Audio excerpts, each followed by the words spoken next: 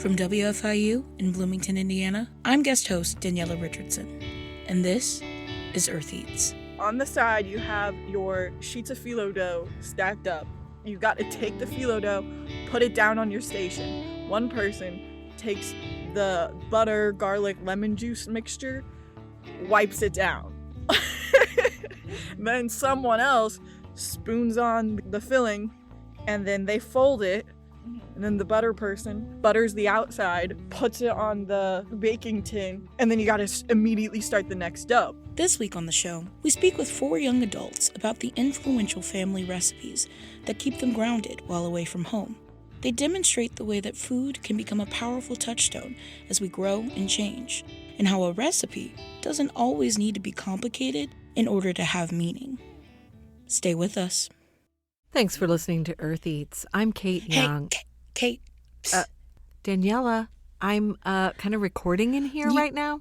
Absolutely. So sorry. But I'm pretty sure I'm supposed to be guest hosting this week. Oh, is that this week? Yeah. Oh my gosh. Mind? Okay. No, in that case, not at all. Okay. There you go. Awesome. Oh my gosh.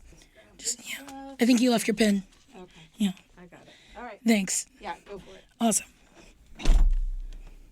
Oh my gosh. I've always wanted to do this. Thanks for listening to Earth Eats. I'm Daniella Richardson.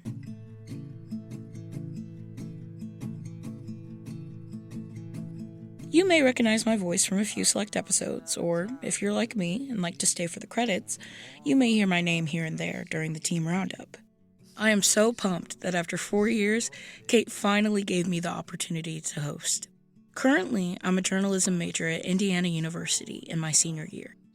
I'm very lucky to be involved in several brilliant programs around campus, including the Media School's Ernie Pyle Scholars, and notably, the Cox Legacy Scholars, the group that brought me to WFIU Public Radio. For the past 4 years, it's been my pleasure to help Earth Eats bring great voices and meaningful stories to all of you. With that said, I'm so excited to bring these 4 stories from 4 really great people. To be honest, my idea for this episode came along after being home with friends and family over this past summer break.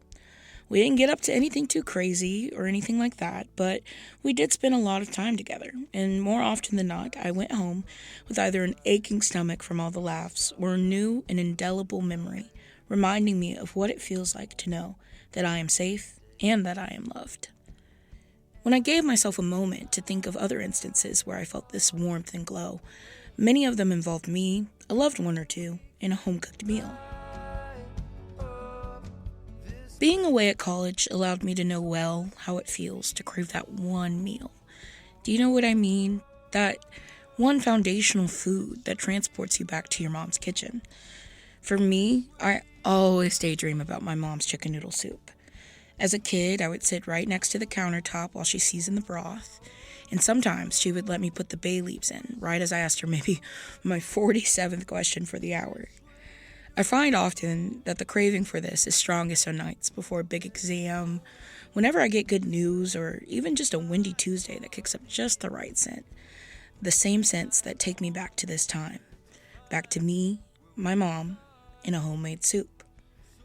Thinking about how special that meal is to me, I started wondering about my close friends and the meals that make them feel the same way. The foundational foods we have to share with you in this episode are an everyman's Tex-Mex taco salad, a traditional Greek tauropatechia recipe, a delicious and tender pernil, and a not-so-classic cheese ball without the nuts. In fact, let's get started with the cheese ball first.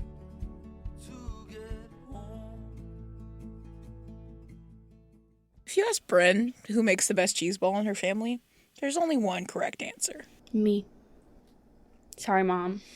My grandma's going to be like, you really think you're the best friend? And I'm like, I'm going to be like, I said what I said, Grandma. I'm sorry. This cheese ball recipe has changed over many years. It goes all the way back to Bryn's maternal grandmother and her close friends. The group of women got together and decided to assemble their own archive of essential recipes. This book has made its way down to Bryn's own mother, her siblings, and herself. While many of the recipes have been visited here and there, the crowd-pleasing cheese ball remained the most constant. It has been reinvented throughout the decades and is now the simple, flavorful, and most importantly, nutless rendition we have today. So my grandma, when my mom was a kid, was part of this mom's group where they would exchange recipes every once in a while and then like create a big cookbook. This is one of the recipes that we tried from that cookbook, and they really liked it, and so they just kept making it like over and over again. And we've changed it a little bit. My mom said that we add extra of some stuff that like wasn't in the original recipe, and we don't have like the nuts on the outside that people usually put on cheese ball, which I'm fine with. I prefer it. Her parents divorced when she was young, and even though the recipe originates from her mother's side, you'd be likely to find it at either side's gatherings. Everyone else likes it. There's not a single person that doesn't like it. They like it so much that like my mom introduced it to my dad's family. Now to begin, you only need a few ingredients to make this dish. We have Kraft Old English spread cheese, Kraft Roker Blue cheese spread, and 2 packs of Philadelphia cream cheese, and garlic powder, and Worcestershire sauce. History break. The old Worcestershire sauce. Or is it pronounced Worcestershire? Worcestershire? I don't even know. Let's just ask the people. Worcestershire sauce. Worcestershire. Worcestershire. Worcestershire. Worcestershire sauce. Worcestershire. Worcestershire. Worcestershire. Worcestershire. Worcestershire sauce. When I was a kid, we used to joke around about it. Maybe trying to read the label, and we would say, Worcestershire.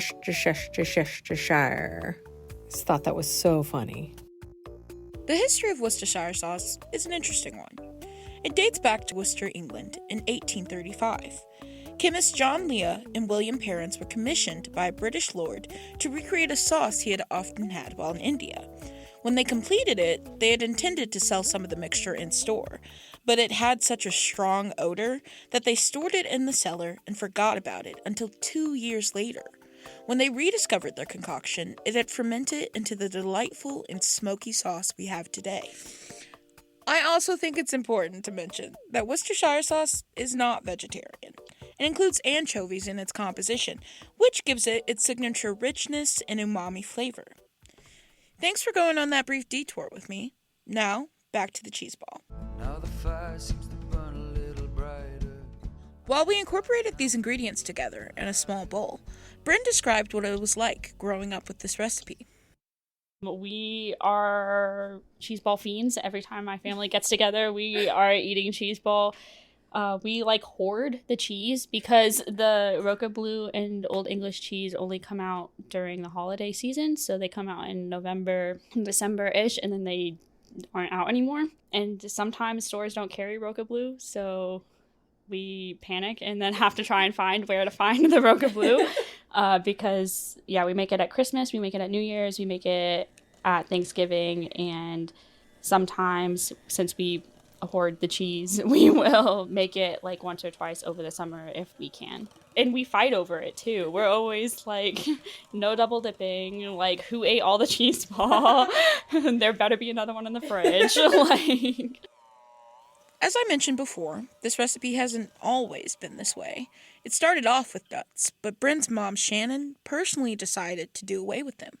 So I, of course, being the contrarian that I am, had to ask Bryn what would happen if I brought this to the function with nuts on it. Would her mom be mad at me? No, we'd just be disappointed. No, it'd be fine. It'd be fine. No one would care. I think of it as like, if you put all the nuts on the outside, then what happens when you get in the middle? Who's not getting the nuts? With this recipe, it's wise to season to taste, and that, of course, varies from person to person. So I just added the Worcestershire sauce and the garlic powder. Like I said, I don't really measure. I have no idea what the measurements are, genuinely. I just put in Worcestershire sauce until it kind of pools a little bit at the bottom. And then I put in enough garlic powder that you can, like, see it. Like, you want to make sure that you can see the clumps of powder. And then you mix it up, and then you taste it. I always struggle telling when it's missing something because I'm smelling everything. So I'm just like, I can't tell what's there and what's not. So I usually have somebody else taste it. And then if they say it's good, it's good. If they say it needs this, I add like a little bit of whatever it is. Once you finish, it's best to refrigerate the cheese ball for a few hours and up to a full day. This ensures the flavors settle and mingle. I would recommend not eating it right away, because if you put it in the fridge overnight, then it seeps in more and it marinates more. I don't know if those are the right words for it, but so good. We could literally eat that for like dinner or lunch. I'm pretty sure we've done that before, not on purpose. The next day, the cheese ball was delightfully smoky. It wasn't too salty or too garlicky. It had a wonderful creamy consistency and goes perfectly with any cracker of your choosing. But if you ask Bryn, the best ones for this favorite dish of hers are wheat thins. That was Bryn Edwards with her family's famous cheese ball recipe. I'm Daniella Richardson, your guest host for Earth Eats this week. And coming up, we have Kayte Young sharing a classic, easy, and affordable Tex-Mex taco salad recipe. Perfect for the busy parent and the overscheduled college student alike. Stay with us. Welcome back. This is Earth Eats, and I'm your guest host, Daniella Richardson.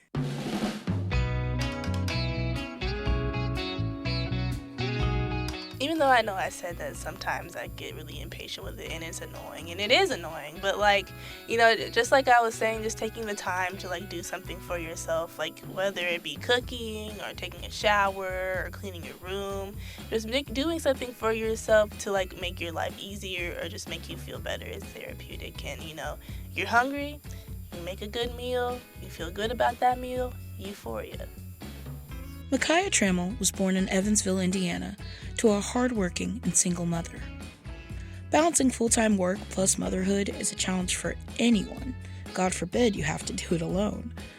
However, her mom made it work by planning simple and affordable meals to keep them both happy and nourished. Now, as a young and burgeoning adult, Kayte finds herself adopting these quick and easy meals to carry her through the weeks as a busy college student. Now, what exactly is a taco salad? Well, that kind of depends on who you ask. For our purposes, a taco salad is essentially a personal spin on classic Tex-Mex nachos. New word alert! What exactly is Tex-Mex? Well, take a walk with me, why don't you?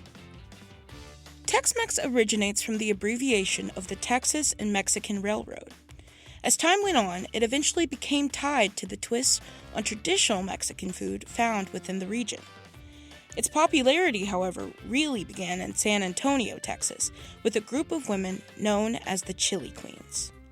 The women would sell bowls of chili con carne, bread, and a glass of water for a literal dime, and they consistently drew large crowds of both locals and tourists. Textbook queen behavior, if we're being real. Now, back to the taco salad. To begin this recipe, you'll need a half pound of ground beef, taco seasoning, onion powder, garlic powder, and Lowry seasoning salt. You can add however many or however little ingredients you like. Dress it up a little bit by adding some guacamole. Make it vegetarian by substituting the meat with black beans. Or keep it simple with meat, cheese, and your favorite salsa. The opportunities with a taco salad are quite literally endless, which is what makes it a great choice for a person with a lot to do and little time to do it. We personally use nacho cheese Doritos for the chips and added lettuce, sour cream, taco sauce, and pico de gallo for the toppings. When Kayte was a little girl, this was a meal that they made often since her mom was single and didn't always have the time to plan elaborate meals. She always looked for things that were quick and easy, but still tasted fire. At this time, I asked her to clarify exactly what tasted fire means to her. Well, when I say taste fire, it's like you can never go wrong with it. Same ingredients each time. You can always switch it up if you would like, but it's always going to taste good. The first step to this recipe is cooking and seasoning the ground beef. Now I'm going to turn down the heat because it's getting a little bit too hot.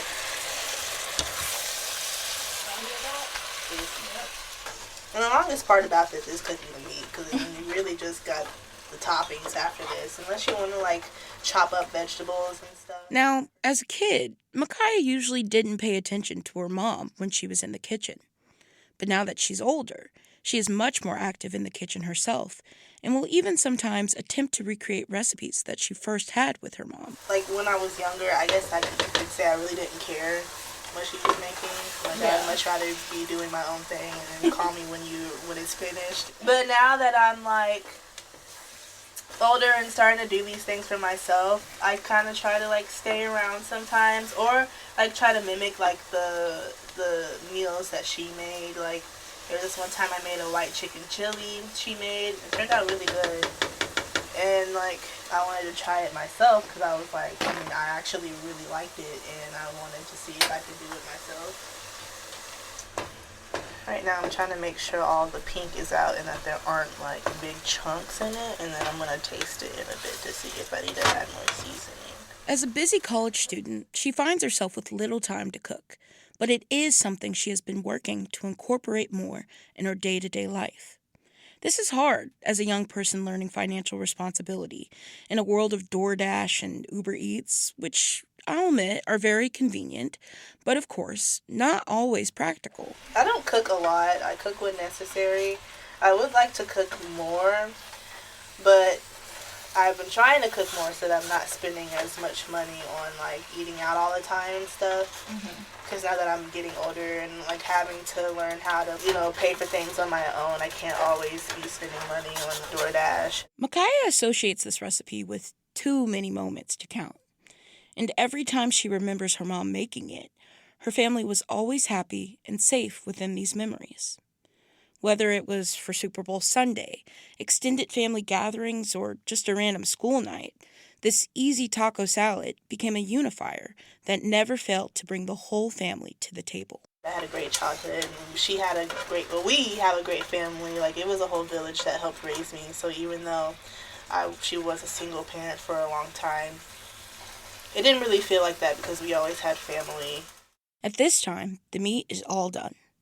I smell the garlic powder and cumin permeating the air, and honestly, it reminds me of my own taco nights as a kid. We plate the meat with our chosen toppings and get ready to taste it. While doing so, Micaiah reflects on how she has come to understand the generational differences between the way she views cooking and the way her mother and grandmother viewed it. My grandmother was a very traditional Christian woman, took care of her household, was a stay-at-home mom, while my grandfather went out and worked. And so she was a big cooker, so she always had breakfast, lunch, and dinner ready for her family. Whereas my mom, she couldn't be a stay-at-home mom, of course, because she had to take care of me, but she always made sure that I was fed, in a sense that she would make things that would last a while, that would be easy for me to just warm up. And with me, I barely eat one meal a day. Something Micaiah and I both found that we had in common when first becoming close friends is that we both hail from a pretty traditional Black Christian family. There are a lot of expectations that come with this, especially for the Black women. And believe it or not, many of them are centered around staying in the kitchen and always having a fresh meal ready for the family whenever they're ready to eat. Now, sometimes this is born out of passion, like Micaiah's grandmother, and other times the habit of doing it is born out of a sense of duty. And honestly, we often feel like we're supposed to be this kind of person. I can't say I don't see cooking as a necessity, but not a necessity enough that I am motivated to get up and do it. Whereas my grandma, she had to do it for necessity because she was feeding a family of 4. My mom had to do it because she was raising a little girl by myself. I just have to take care of myself. Something Micaiah, myself, and our mutual friends alike have found hardest about transitioning to college is learning balance when it comes to taking care of ourselves. Between classes, jobs, extracurriculars, and being bogged down by the political and economic state of the world, it's very easy for us to forget to make time for ourselves before we do anything else. I would like to grow to be more sufficient when it comes to taking care of myself and making things that I'm going to put in my body that are healthy and filling, rather than just getting a quick snack. And self-admittedly, when it comes to eating habits, this is Makai's biggest challenge. Because that's my biggest problem. I am a snacker. Like, I just snack to the point where I'm not hungry. So I don't eat a lot of meals because I'm snacking all the time. I want to get to a point where I'm being more considerate about how I'm taking care of myself when it comes to cooking, not just doing something quick.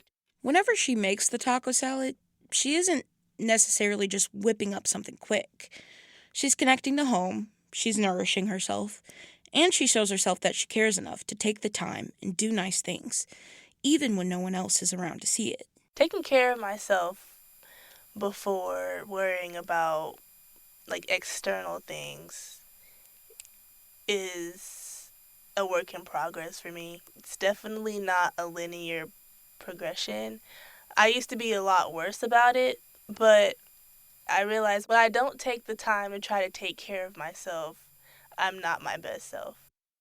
Wherever she finds herself, Makaya knows exactly how to make herself feel at home with familiar recipes that evoke a strong sense of peace and love. They may not always be complicated or elaborate, but they are always exactly what she needs to stay grounded. Yeah, so like I mentioned before, my mother was a single mom, and she did hop around from jobs, and we did move cities a lot, so my living situation wasn't always the most consistent, but I found that these recipes do follow us wherever we go. And so it's nice to have, like, that one consistent thing, or a few consistent things, because it's not just one recipe, but a few consistent things that, follow you through relocating from state to state, city to city, apartment to apartment. I've been speaking with Indiana University student Makaya Trammell. I'm Daniella Richardson, your special guest host for this week of Earth Eats. Next up, we have an all-hands-on-deck recipe with a classic Greek pteropatechia.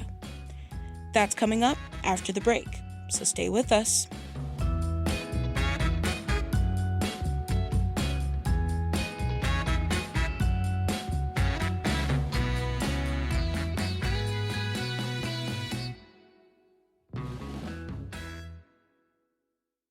Welcome back. It's Daniella Richardson here, your guest host for Earth Eats this week.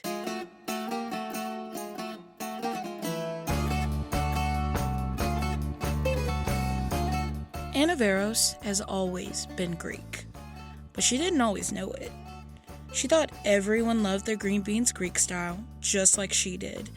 She didn't know pteropata isn't guaranteed to be on the party menu. And what do you mean you don't want to break out the ouzo at Christmas time? I didn't know this as a kid, but, like, other people didn't know what pteropata is. Like, I thought everyone knew about this, because even, like, as a kid, I was like, when are we having pteropata again? And then I was, like, talking to this friend on the bus, like, preparing for her to come over that night, and I was like, yeah, we're gonna have, like, pteropata for you guys. And she was like, what is that? So I remember, like, coming home and helping my parents with it. And, obviously, like, we're having fun. We're getting ready to have this party. It's going to be a fun night. And then what I remember most about that is when they finally got there and I was like, oh, the pteropata's done. And then I got to be like, here, try it. And, like, I got to watch my friend and her younger brother try pteropata for the first time. And, like, I had helped make it. And I was like, do you love it? Now, side note, pteropatechia is the official name for this dish, but you'll also hear it commonly referred to as just pteropata. And if you're like me, when Anna first told me about this appetizer, I had no idea what it was. Pteropata is a Greek pastry made with layers of phyllo dough and filled with an egg and cheese mixture. For reference, you might be more familiar with its spinach-added counterpart, spanakopita. Anna's Greek heritage originates from her father's side of the family. Here's the breakdown of their history.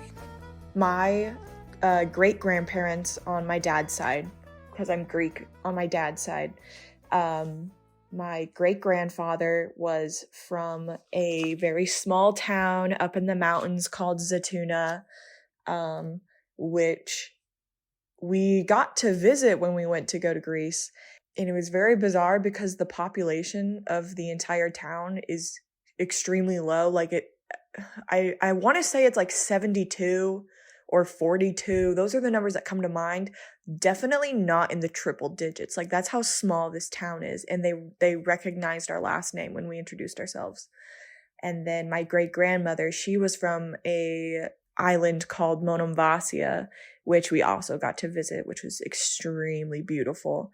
And it's funny because I don't know exactly how they met, but my great-grandfather and my great-grandmother, they met, and he convinced her to move away from her beautiful, beautiful hometown. And they immigrated to America and moved to Indiana. So my grandfather would tell a joke about his mother leaving her beautiful, beautiful hometown to go live in Indiana. Michael himself was never too connected with his Greek roots, food or otherwise. This changed when he and his siblings organized a trip to Greece to connect with distant relatives. During childhood, I would say our exposure to Greek food was in the house was limited more to just feta cheese, Greek olives, and maybe some of the Greek desserts. And then if we had Greek food, that would usually be like out at a restaurant or at the Greek festival or something like that. And when he met his wife, Wendy, he easily incorporated her into their newfound traditions. So I married into this Greek family. Well, Mike is half Greek. His dad is full Greek. And his godmother, who wrote this whole cookbook, it was Greek. She came over from Greece. Her name is Irene. Irene. I forgot. Irene to Roses. Together, they've been making the taropita for years, and their kids were never too far when they did. I couldn't tell you how old I was. It had to be, I don't know, younger than 6. Just walking in the kitchen while my parents were making the mixture and then doing the line. And I was like, oh, I'm helping. Anna herself also found a new way to connect to her heritage when she first visited Greece. Obviously, there's, ancient Greece has a reputation. And, you talk about it in history and stuff. So I was always like, oh, yeah, this is cool. But I don't think that, it really hit me until we visited my grandpa's relatives. I don't know what I would call her because it's my grandpa's cousin. Mm-hmm. But her name is Pizza. I don't know what that's short for. It's a nickname. I'm not sure what it's short for. But, seeing them interact was really cool. And so she only spoke Greek. So, I could not talk to her, but it was cool to see, how she was still interested in all of us, because the trip was, with also my dad's siblings and their spouses, and so it was Angela was coming back from the States with his big family. While she was there, however, surprisingly, the hardest dish for them to find in restaurants was taropita. We found spanakopita everywhere. That was big. Luckily, their personal family taropita recipe is nestled safely in the bookshelves of their den. The blue and cream spiral-bound notebook was previously gifted to Anna's dad, Michael. I didn't know that we had this cookbook until, maybe a year ago. Oh my god. So, we've got these bookshelves at my house. You know the room. There had always been, this, blue spiral book on the shelf, and I just been okay, it's, another book. It turns out it's this family cookbook that, I just never knew existed. Now to start, for this recipe, you will need at least 2 people. You have to work fast because it's phyllo dough. Mm-hmm. And so it's really a 2-person job. So, Anna, you tell her the innards. We have mixed up the innards of the taropita, which is eggs, feta cheese, crumbled, of course, and dry cottage cheese or ricotta cheese. We go with ricotta, and cream cheese and white pepper. Once the filling is prepared, you will want to take out 2 cookie sheets and line both with wax paper. One will be for the phyllo dough, and the other will be where you'll place the finished taropitas. So you have a stack of phyllo dough, and you work with 2 thin slices at once. So then you put 2 thin pieces, and you cover the stack back up with damp towels. So Yeah, you guys are putting damp towels on top to keep the moisture in. So it doesn't crack. And then I'm going to cut 3 lengthwise strips. If it wasn't clear enough from our time in the kitchen, I had Anna explain this previously to me in the studio. Okay, so on the side you have your sheets of phyllo dough stacked up. You got to take the phyllo dough, put it down on your station. One person takes the butter, garlic, lemon juice mixture, wipes it down. Then someone else spoons on the filling, and then they fold it. And then the butter person butters the outside, puts it on the baking tin, and then you gotta immediately start the next dough, because you have to do this before the phyllo dough dries out, because if it dries out, it's gonna start cracking. And it's I mean, I guess it's a cosmetic thing, but you don't want cracking phyllo dough. When you're folding the taropita, you're folding them into triangles, basically flag formation. But again, you'll want to move fast. No cracks in the dough. Wendy herself didn't grow up with any specific family recipes, so adopting many of Michael's was a refreshing change of pace for her. It was a change for me, but I wouldn't have been brave enough back then. And I mean, I grew up on meat and potatoes, but I really like all the appetizers and stuff. When all the taropitas have been assembled, you'll want to cook them in the oven at 350 degrees for 20 minutes. When they were done, we got the chance to do a taste test. The phyllo dough was flaky and buttery, while the filling had a wonderful creamy consistency. The tanginess of the feta complemented the ricotta sweetness perfectly. It especially helped that it was warm and gooey, straight out of the oven. After trying these, it was easy to see why the taropita became a party go-to for the Veros family throughout the many years. These are like very good for like single serving, and so we used to make these a lot for like family parties. My family used to do a Christmas party for my mom's side of the family every year. That was always just like one of the appetizers they served. So I've got like a lot of memories of just eating those with like, you know how magical Christmas decorations are, and like surrounded by these people I get to see like once a year. For the Veroses, cooking became an unofficial way of saying I love you. Oh yeah, my mom still will just like, whenever I come home from, school, she always wants to like take care of me. She's like, Anna, I'm going to make lunch. What do you want me to make you? And I'm like, Mom, it's okay. Like, I can go make my own lunch. And she's like texting me, Anna, send me the recipes you want me to make for dinner while you're home on Thanksgiving break. So if that's any like testament. Anna herself has continued to use food and cooking as a way to better connect with her heritage and her loved ones. Yeah, so I definitely have like joy. I remember those few times where I like brought that mozzarella stuffed monkey bread to your apartment to hang out. I was like, here, feast. Those were awesome. I need to make those again. And your Greek soup. Yes. Avkolomono.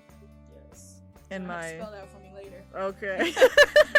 Ah, yes. I remember the delicious avokimono. Maybe that's what we'll talk about next time.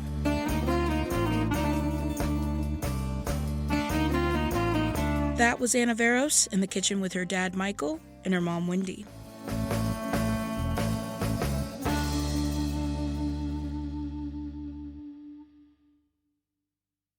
When I was putting together this episode about foundational foods for my friends and I, it made me think about a piece that my awesome coworker, Alexis Carvajal, produced last year for Earth Eats. Alexis is a fellow Cox Legacy scholar, and like me and my friends, she's a college student living away from home. Her story fits so well with the theme, I had to include it if I wanted to do this episode right. Here's Alexis now.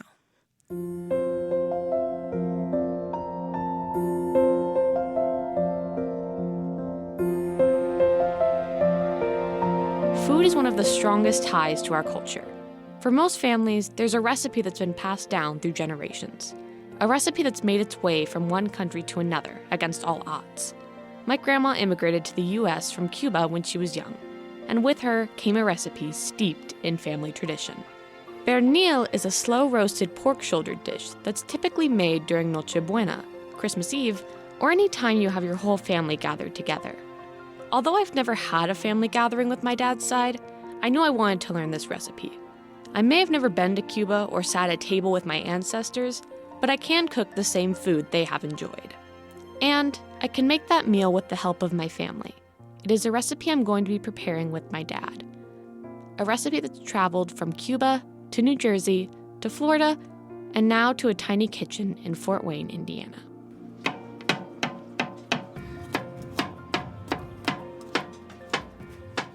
But neither me nor my dad had ever made pernil before.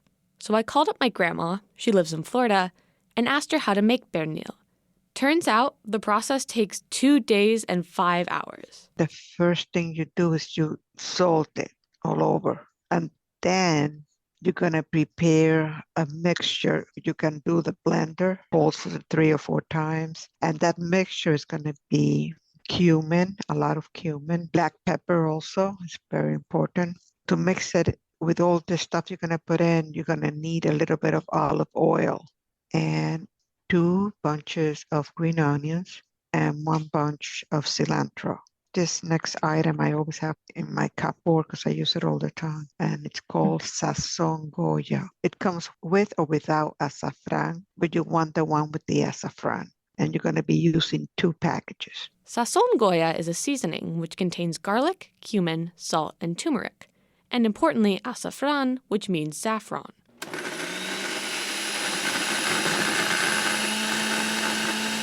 Once we had the mixture blended, it was time to prepare the marinade for the pernil.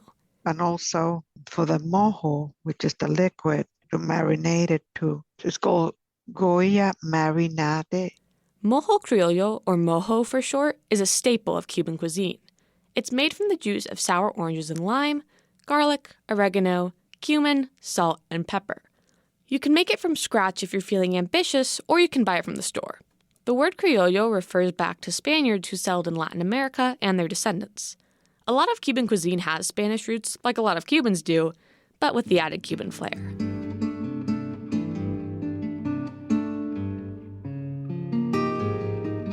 Right now, the garlic aroma is very strong. Very. That garlic and the bit of citrus from the mojo, definitely. Yep. Yeah, the sour orange. Now, when I was a kid, Grandma used to make it from scratch. We didn't buy it in the mojo part because we had a sour orange tree. The citrus base of mojo is actually sour orange. It's not lemon, which makes a pretty big difference when you're cooking with it. But we had a sour orange tree in the backyard, and Grandma would go out there, pick however many sour oranges she needed, 5 or 6 or whatever, go inside and make the mojo dead from scratch with just the all the seasonings and the garlic and the sour orange juice. Is there a little bit of lime juice in it as well? Yeah. Okay, that's what I thought. But most of it is sour orange, which is important in the use because it's sour, but it doesn't have the same. It's just a different sourness, a different sour flavor profile than what a lemon would give. The sour orange is a little bit more subtle. Now that we had the mixture and our marinade prepared, we had to prep the meat. And then you're going to make slits on the pernil, but you don't want to pierce it all the way down. You go halfway. And so in those slits, after you have the mix that you blended in the blender, you're going to fill it. Just put a whole bunch of them in all those holes. And then after that, you're going to also rub it all over the pernil outside. You're going to rub. Get Reynolds Kitchen oven bag and look for the size that says turkey. And that's the one you want. After you did all that, you're going to put it in that bag. So what I'm doing now is something that, if memory serves correct, my grandma used to do. She used to use bigger pieces of garlic, like I'm doing, to actually cap the holes in the meat where you put the marinade. So, okay. Perfect. So we're good. We'll wrap her up and... Yep, put the mojo in and then... And once it is in the bag, then you're going to pour the rest of the Goya marinade mojo criollo inside that bag. And you're going to tie it good. And you're going to leave it in the refrigerator for 48 hours. With that, we could leave the pernil until it was finally time to cook it. Now, the cooking time, it says to cook it for 350 and use 30 minutes per pound. And then when it's cooking, once in a while, like let's say an hour and a half goes by, you take a look at it. And then at the end, after the 3 hours, if you still see that you want it more crispy, then you let it, depends on how crispy you want it. Just don't let it get burned. Thinking about it already, I'm hungry.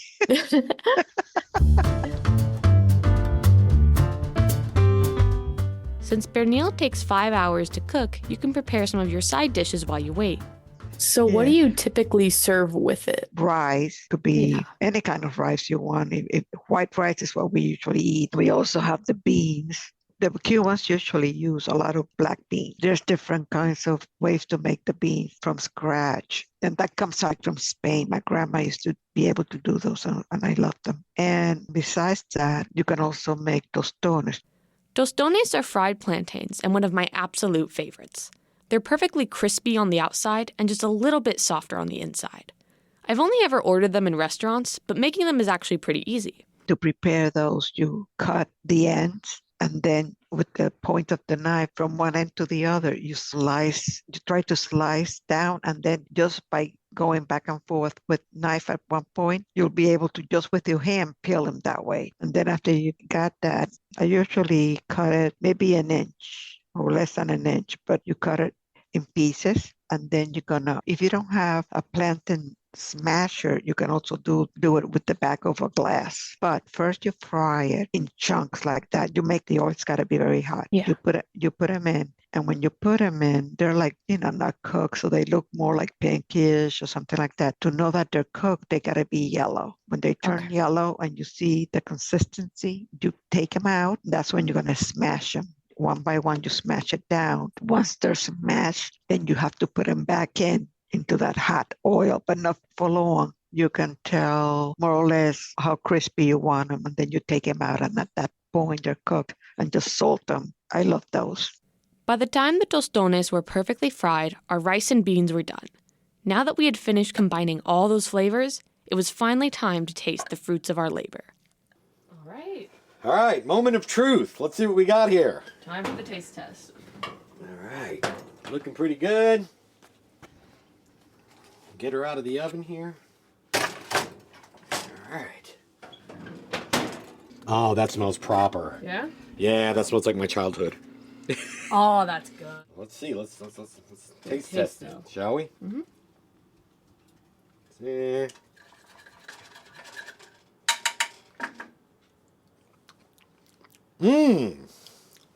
Yeah, we definitely got the flavor right. Yeah. Yeah, good texture. We definitely got the citrusy. Yeah, we got it. I don't know that it's quite up to the caliber of grandma's, but it's pretty good. It's not bad. Yeah, here, try some. Okay.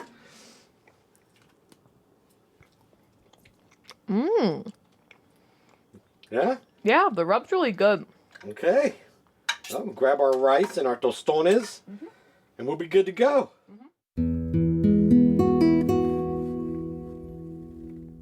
But it's not just about the amazing taste of the pernil. Since it's such an old recipe, there's many precious memories that come with this meal. What is your fondest memory surrounding pernil? Probably in Cuba when I was still little and we would go to the country. That's where most of my grandma's family lived. There would be like more than 20 people gathered together. I can just remember like being a little kid and always being excited whenever my grandma made this. Because it was the process. You'd wake up the day before in the morning and there was grandma already in the kitchen.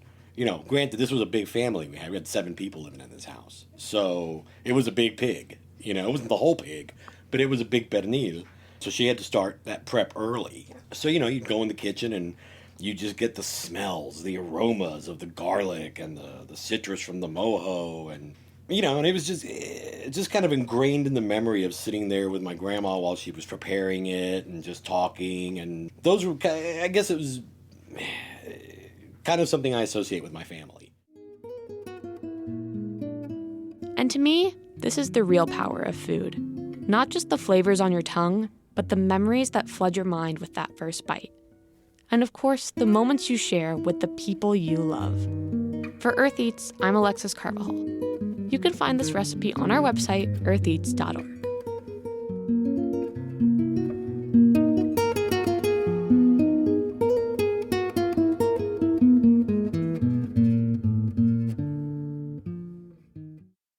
That was Earth Eats producer Alexis Carvajal. Coming up, we have a special reading of my own original poem, Flood. To me, this work encompasses the strong foundation of community, love, and family, and it's all inspired by my own foundational food, my mom's chicken noodle soup. While the poem only starts out with my foundational food, it leads into something much bigger than the chicken noodle soup, just like the recipes we just heard. To me, this work encompasses the strong foundation of community, love, and family that food can inspire. Flood. I've always loved what came after the rain. I remember the smell of the jarred basil, pinched parsley, slivered carrots, peppered chicken, and sprinkled coriander with dashed thyme. Broth alchemized with my mother's hands, for not exactly a healing or a cure, but a balm to soothe and feed. Full bellies always carried us much better through the quiet nights when there were no sirens, no waiting in bared breath with fear and dread, leading a waltz all through the steady downpour and down into the drizzle, because back then we were blessed. Back then, when we had nothing but time. After the rain, the earthworms would show, and so would the smile on my mother's face. I found I could never belie the healing powers of the petrichor, as it bolstered the base and replenished the roots of my family freely, laughter spilling between the many cracks engraving the concrete of the porch as the lightning bugs yawned and wiped sleepy dewdrops from their eyes. Not long now, I would begin to pray for the flood. After the rain, the secrets we harbored did not feel so fatiguing. My jaw loosened and my shoulders dropped, my legs a solid and sloping mountain. In those early hours, we were always brought back to the beginning. All of us novel and shiny, we were damp and trailblazing, fluidly exchanging our faithful existence and withholding all judgment.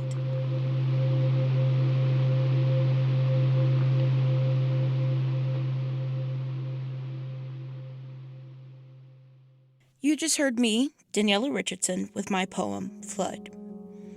I hope you enjoyed learning about these foundational foods just as much as I did.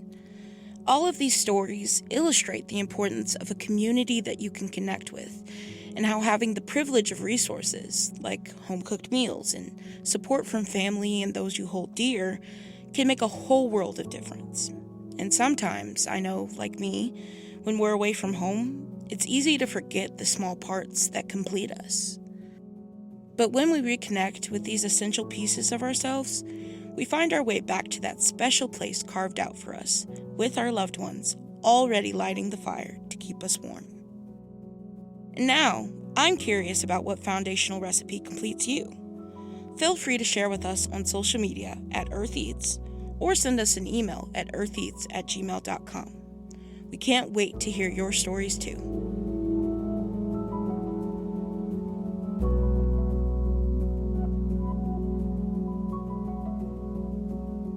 I'm Daniella Richardson, honored to be with you this week as the guest host for an entire episode of Earth Eats. That's it for our show this week. Thanks for listening. We'll see you next time when Kayte Young resumes her hosting role.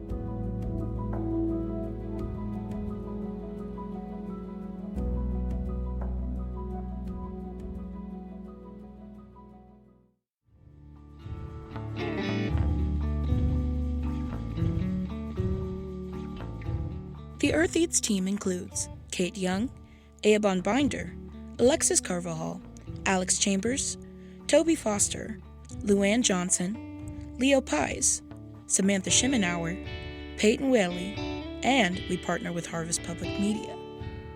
Special thanks this week to Alexis Carvajal, Bryn Edwards, Micaiah Trammell, Anna Veros, and Kayte Young. This episode of Earth Eats was produced and edited by me, Daniella Richardson.